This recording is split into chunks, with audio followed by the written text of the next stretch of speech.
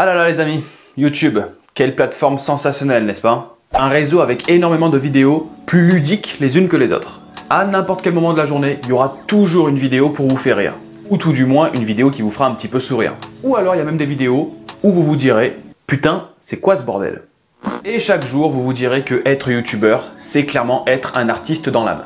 Enfin, pour certains quoi. Des gens créatifs qui vont tenter des choses, des gens qui n'auront pas peur de dépenser beaucoup d'argent pour créer leur projet, et des gens qui vont arrêter leur carrière après seulement une vidéo parce que elle aura pas fait le buzz. Et toi, derrière ton écran, là tu es en train de te dire « Et pourquoi pas moi ?»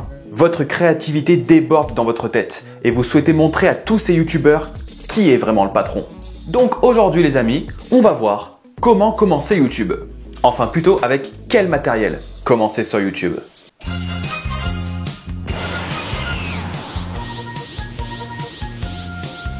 On est samedi, 6h30 du matin, et cette nuit, vous n'avez pas beaucoup dormi.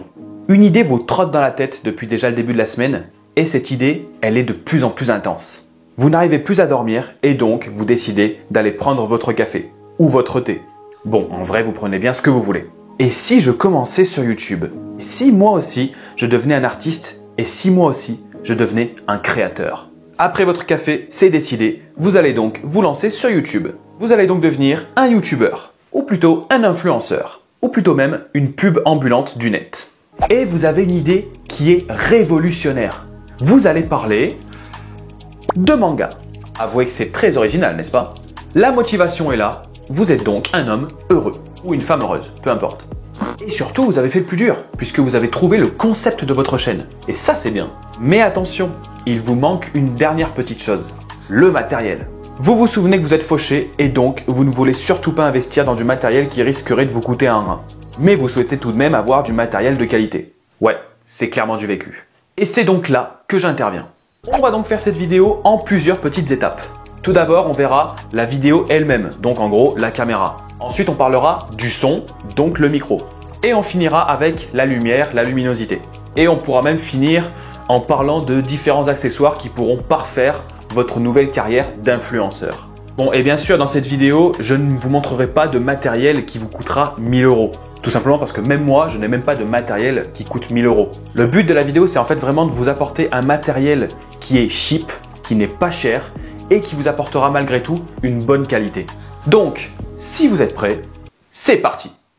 On va donc commencer, bien évidemment, parce que sans ça, ça sera un petit peu compliqué de faire des vidéos. On va commencer avec la caméra. Alors, comme caméra, je vais vous proposer un petit peu deux alternatives différentes. Moi, personnellement, je filme avec un Nikon D5300.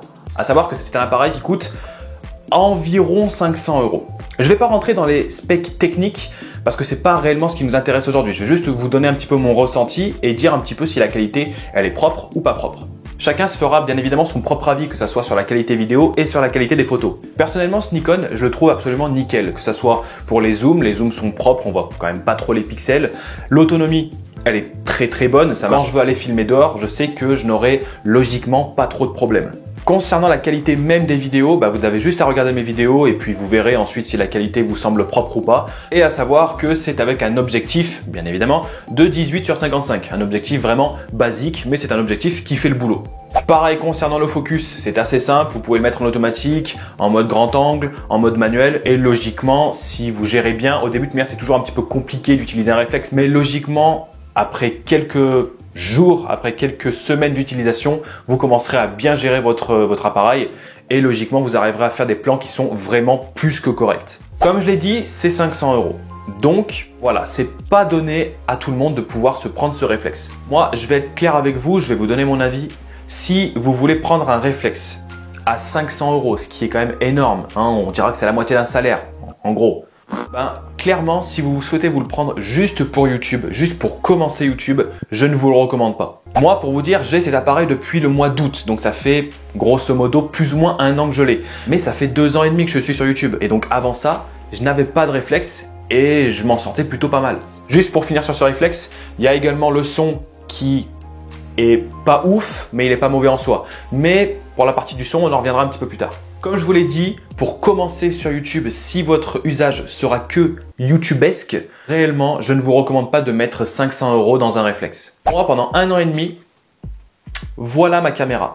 Voilà ce que j'utilisais pour filmer. Et également au tout début, c'est vrai que j'utilisais également le micro qui était directement mis dedans. Vous pouvez filmer avec un smartphone de dernière génération et pas forcément même un smartphone qui date d'il y a 2-3 ans. Les qualités sont bonnes, c'est du Full HD. Concrètement, si vous souhaitez juste démarrer sur YouTube mais que vous n'êtes pas encore sûr que l'expérience de YouTube va vous plaire, ce qui est d'ailleurs fort probable, il y en a beaucoup qui se lancent sur YouTube et après 2-3 vidéos, déjà de une, leur vidéo, elle va pas faire le buzz parce qu'en une vidéo, on peut pas trop faire le buzz. Et puis surtout, ils vont voir que le montage est tourné, c'est pas quelque chose qui leur plaît tant que ça. Concrètement, filmez avec votre smartphone. Voilà, c'est ce que je vous recommande. Puis au moins, l'avantage, c'est qu'après, vous pouvez envoyer vos vidéos sur votre ordinateur, c'est pas un souci. Et puis, au moins, votre caméra, vous l'avez déjà. Puis, ça ne vous sert pas que pour YouTube. C'est un téléphone, donc ça vous sert pour tout au quotidien. Donc voilà, ça c'est mon avis. N'allez pas mettre 500 € dans un réflexe si vous n'êtes pas encore sûr que l'expérience sur YouTube va vous plaire. Ensuite, on va passer au plus important. Pourquoi le plus important? Parce que concrètement, si la qualité elle est bonne, si la qualité vidéo elle est bonne, mais que le son il est complètement pourri, concrètement ça va vous faire chier et donc vous n'allez pas continuer à regarder la vidéo. Le son c'est clairement le plus important, avec également la luminosité, mais on en reviendra un petit peu plus tard. Depuis que j'ai un réflexe, voilà avec quoi j'enregistre le son.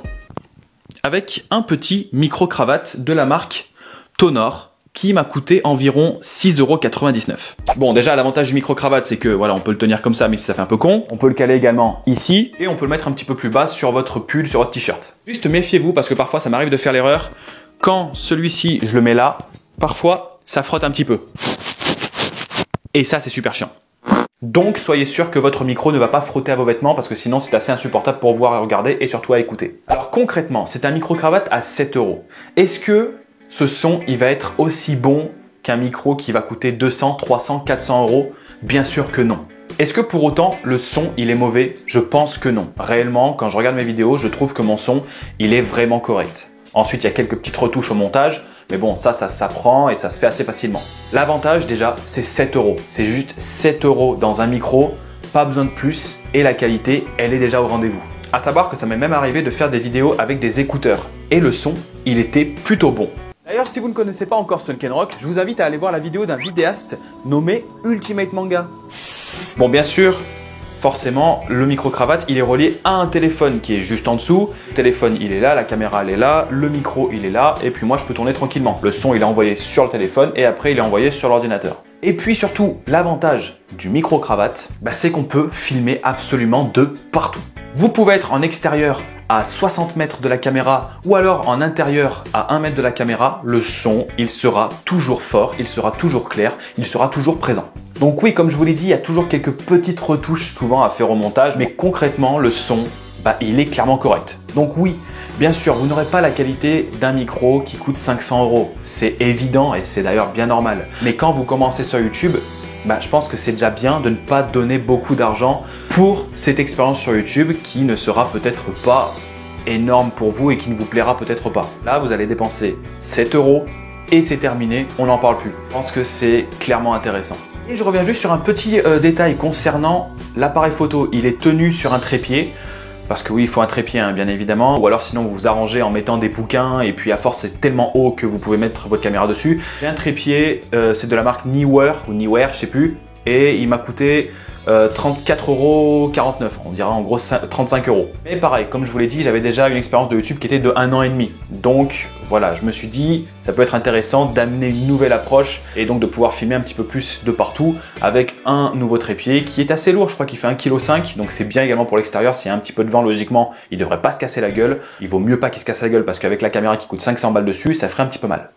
On va maintenant parler de la luminosité. Alors moi perso, je possède deux spots de la marque Samtian qui m'ont coûté en tout 50 € à l'époque parce qu'il y avait une petite promo. Il faut savoir qu'un spot c'était 30 € et deux spots c'était 50 €. Donc en gros il y avait 10 € de réduction.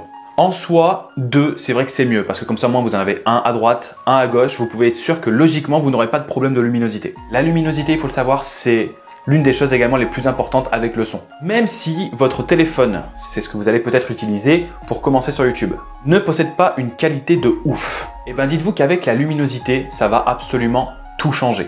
C'est pareil pour le réflexe. Même si votre réflexe il est bon, si votre luminosité elle est dégueulasse, et ben concrètement la qualité visuelle elle sera dégueulasse. Donc deux spots de la marque Samtian, je vous mettrai tous les liens dans la description, il n'y a pas de souci. Je pense que maintenant ils sont à 60 € de nouveau parce que je crois que les 10 € de réduction ils n'existent plus. Après il y a peut-être plein d'autres marques qui sont très bonnes. C'est juste que moi je vous parle de ça parce que je connais, c'est mon matériel, mais il y a peut-être plein d'autres marques qui sont même moins chères, c'est probable, et qui sont tout aussi bonnes. Et après tout dépend de votre pièce, mais je pense qu'un seul spot, c'est largement suffisant. Donc sachez-le, la luminosité et le son, c'est clairement le plus important.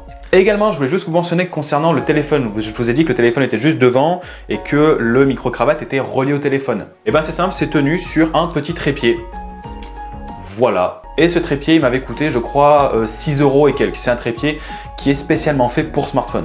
De toute manière, pareil, si je le retrouve sur Amazon, je vous mettrai le lien dans la description. Donc déjà, vous avez vu que, à part la caméra qui est chère, on est d'accord, 500 €, c'est clairement cher. Si vous commencez YouTube avec votre smartphone, bah déjà, votre smartphone, il est là, vous l'avez déjà, donc vous n'êtes pas obligé d'aller racheter quelque chose. Si en plus de ça, vous achetez un spot, juste un seul, qui est, on dira, entre 25 et 30 €, plus un trépied. Moi, j'ai pris un trépied qui était un petit peu lourd. On dira, c'est pour filmer à l'extérieur. Donc, c'est vrai qu'il était un petit peu cher, 30 €, mais il existe des trépieds qui sont bons entre 15 et 20 €. Vous n'êtes pas obligé d'avoir le même que moi. Et bien, concrètement, ça va faire qu'on va commencer sur YouTube pour pas si cher que ça, puisque le micro-cravate n'aura coûté que entre 5 et 7 €. Et donc, en fait, vous allez commencer sur YouTube avec quasiment pas de dépenses, parce que vous coûtera maximum, on dira maximum 50 à 60 €. Et est-ce que vous aurez la qualité? Bah, concrètement, vous aurez la qualité. Donc, c'est pour ça, j'insiste bien, ne commencez pas sur YouTube en allant dépenser plein d'argent. C'est inutile. Après, je suis pas le mieux placé pour dire ça. J'ai que 3000 abonnés, je suis sur YouTube depuis pas si longtemps que ça, 2 ans. Mais repérer qu'est-ce qui est de qualité et qu'est-ce qui ne l'est pas, bah, je pense que n'importe qui peut le faire. Puis, un bon exemple de personne qui n'a quasiment pas dépensé d'argent, en tout cas au tout début, quand j'ai commencé sur YouTube. Ensuite, il y a toujours des accessoires si vous voulez faire des trucs un petit peu plus dans le détail, un petit peu plus propre. Il y a toujours des choses qui peuvent être intéressantes. Le fond vert, par exemple. Avec le fond vert, vous pouvez faire des trucs qui sont plutôt cool. Vous allez pouvoir apporter différents formats de vidéos sur votre chaîne, faire par exemple du gaming avec vous directement implémenté dans le jeu. Ça peut être intéressant. Après, bien sûr, il faut toujours avoir une bonne luminosité derrière, sinon votre fond vert, il va être dégueulasse. Et donc, si on fait le compte, si vous n'achetez pas de caméra, vous n'êtes donc pas obligé de prendre un grand trépied pour caméra. Ça va de soi. Vous avez donc un spot à acheter pour la luminosité. On est donc à 30 €. Vous avez le micro-cravate. On va arrondir à 10 €. Et vous avez votre petit trépied pour tenir votre smartphone qui est assez grand. 1m10 exactement, je crois qu'il fait. Donc c'est largement suffisant. Et celui-ci, vous l'avez entre 10 et 15 €. Et bien, si vous faites le compte, déjà, on est à peu près à 50 € pour commencer sur YouTube et avoir une qualité qui est clairement bonne. Et ensuite, sachez-le, je pense que j'en ferai une vidéo de ça d'ailleurs, parce que ça peut être plutôt intéressant. Vous pouvez également utiliser votre smartphone pour faire le montage de vos vidéos. Et oui, il n'y a pas que sur ordinateur qu'on peut faire du montage. C'est une application qui est légalement payante, illégalement pas payante, évidemment. Et avec cette application, vous pouvez quasiment tout faire. C'est juste que c'est peut-être un petit peu plus long, un petit peu moins agréable, parce que forcément faire du montage sur un smartphone, c'est peut-être un petit peu moins agréable que de faire sur un grand écran d'ordinateur. Moi, j'ai toujours fait comme ça. Et j'arrive à faire des trucs plutôt cool. Mais je pense que cette application, je vous en ferai peut-être une petite vidéo pour vous expliquer un petit peu comment la gérer, ça peut être intéressant. Donc voilà, j'espère que cette vidéo en aura aidé certains pour la luminosité, pour la caméra, pour les trépieds, pour le son.